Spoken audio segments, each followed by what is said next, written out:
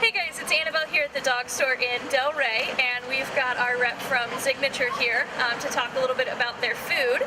So I know a lot of people are really interested in kind of the exotic proteins and a few different things to work on allergy and elimination diets, and I wanted to know kind of all of the Signature line is free of, I know a lot of stuff, so none of them have chicken, but what else does it manage to avoid? So they are all grain-free, they're all potato-free, and they're all chicken-free. Those are our top 3 allergens, so we just remove them completely to make it a really well-balanced, limited ingredient diet for dogs that have allergies. Okay. And 12 of them are single protein, and 1 is a multi-protein.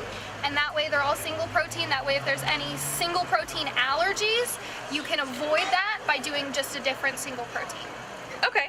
And when you say potatoes, is it sweet potatoes and white potatoes? Yes. Okay. All potatoes. We do not do any sort of potatoes. They're so starchy and they just don't really serve a nutritional purpose for dogs, in Signature's opinion, so we just don't include them at all. Right now in the store we've got guinea fowl, lamb, kangaroo, and goat. Okay. But what are some of the other options that y'all carry that we could either bring into the store, definitely special order as well? So we do 4 fish formulas. We do whitefish, trout and salmon, salmon by itself, and then we do a catfish formula. The fish are very popular in terms of people that their dogs don't do well with red meat, or they don't do well with, any other kinds of meat, so they normally switch to fish, so that's why we have 4.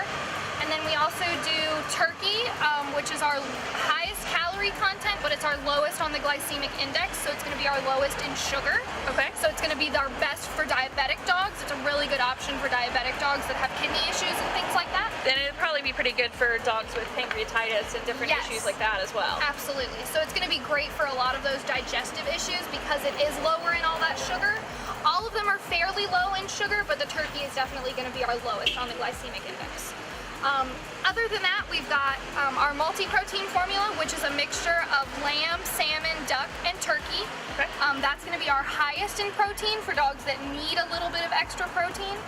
The rest of them are all kind of high as well, but Z Essentials is definitely going to be our highest. Yeah, just when you mix all of the different proteins, Yeah, you're just it's a little bit easier to get a little higher content. Yeah, absolutely. Very cool. And y'all do a lot of really unique proteins as well, because I don't think I've seen anybody else have a goat or a kangaroo. We do. So with exotic proteins, dogs typically tend to get allergies the more that they're around something and the more they've been exposed to it and the more that they've eaten it. That's why chicken is such a high allergen. So with goat and kangaroo and guinea fowl and things like that that dogs have never really been exposed to, it's much less likely that they'll be allergic to it. So it really helps with those dogs that have a lot of allergies and you can't find anything that'll work for them. Choosing a more exotic protein is definitely normally the way to go. Pamphlets have all of the information. They have what we don't have in it and why it's chicken and egg free. It talks about how it's limited ingredient. It has all of our sourcing information, so it says where we get all of the meats from, an individual breakdown of every formula we have. Okay. So it gives you calorie content, things like that. It gives you all the ingredient list, the analysis, everything like that for the cans. And you can even see yes, and you what can the even kibble see looks what like. the kibble looks like. All the kibble is the same size, and small dogs have no issue with it that I've heard of. My dachshund personally eats it, and he has no issues getting it in his mouth or chewing it or anything like that. Yeah.